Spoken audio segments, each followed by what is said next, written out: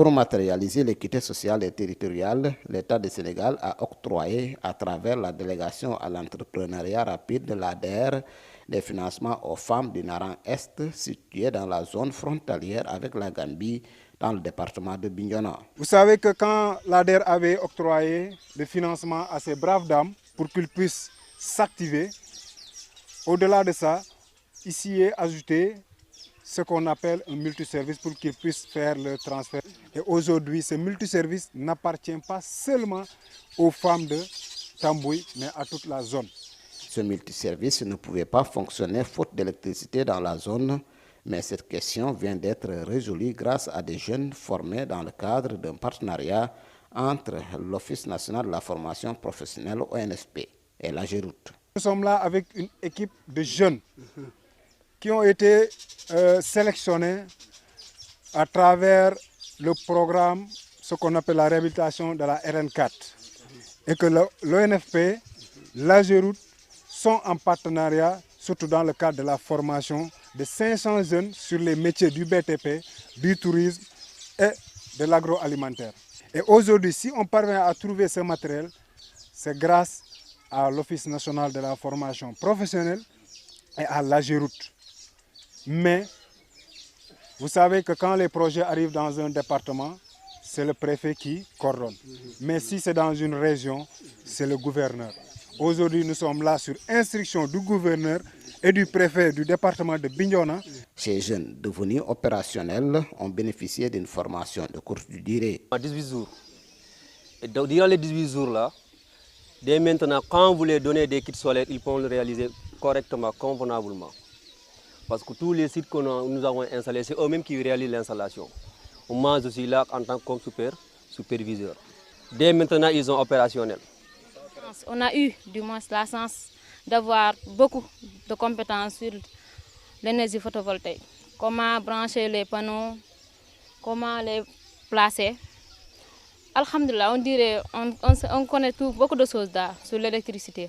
Les énergies renouvelables se positionnent donc comme une alternative sérieuse pour booster le développement local. Parce qu'avec l'énergie solaire, on peut avoir l'électricité.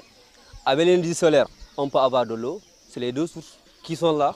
Parce qu'avec l'énergie solaire, tu peux avoir de l'eau. Tu vas faire du maraîchage, de l'agriculture et consorts. Et si tu as cultivé, tu vas transformer, tu as besoin d'électricité. Au-delà de ces installations, de belles perspectives s'ouvrent désormais à ces jeunes. Aujourd'hui, on a eu la chance, quand on quitte ici, on peut créer notre propre entreprise. Ou bien, si on rentre chez nous, même, on peut faire des installations au niveau de notre localité même. Les gens qui ont besoin des installations. Oui. Parce que moi, je peux dire que les gens là, ils ont plus de sens que moi. Moi, j'avais déplacé de Kolda jusqu'à Dakar pour faire cette formation qu'ils ont fait. Et des années, eux, durant 20 jours, ils ont tout. Je remercie d'abord l'État du Sénégal et je remercie le partenariat Azéroute. Je remercie l'ONFP et surtout Sénégal Service. Parce que c'est des partenariats et sans oublier le CRFP de Kolda. Les populations de Tambouy et du Naran Est apprécient. Et aussi, Nous remercions toutes les autorités, sous-préfets, préfets, surtout le gouverneur qui n'est pas encore venu ici mais qui accorde une attention particulière à la zone. Aujourd'hui, nous nous réjouissons de voir la main du président Macky Sall ici dans notre zone. Nous sommes vraiment très contents. C'est une grande joie pour le village, mais aussi pour toute la zone. Vraiment, nous considérons que nos problèmes sont en train d'être résolus parce qu'aujourd'hui, si quelqu'un t'envoie de l'argent, tu peux sortir de la maison et récupérer l'argent.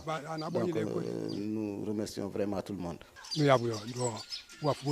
Cependant, tout ceci obéit à un engagement pris par les autorités pour soulager les populations de cette zone du nord du département de Bignona qui ont souffert du conflit casamassé. Cela a permis aux femmes en particulier, aux populations de ces zones, de se sentir beaucoup plus à l'aise.